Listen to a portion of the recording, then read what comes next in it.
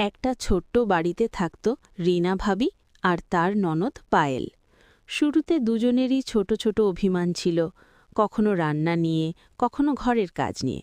কিন্তু একদিন বাড়িতে একটা বড় অনুষ্ঠান পড়ল। সবাই ব্যস্ত, কিন্তু রিনা একা সব সামলাতে গিয়ে ক্লান্ত হয়ে পড়ল। এটা দেখে পায়েল চুপচাপ রান্নাঘরে গেল, ভাবির পাশে দাঁড়িয়ে বলল, ভাবি, আজ সব কাজ আমরা দুজন মিলে করব, তুমি একা এত কষ্ট করবে না। রিনা প্রথমে অবাক হলেও পরে হেসে ফেলল।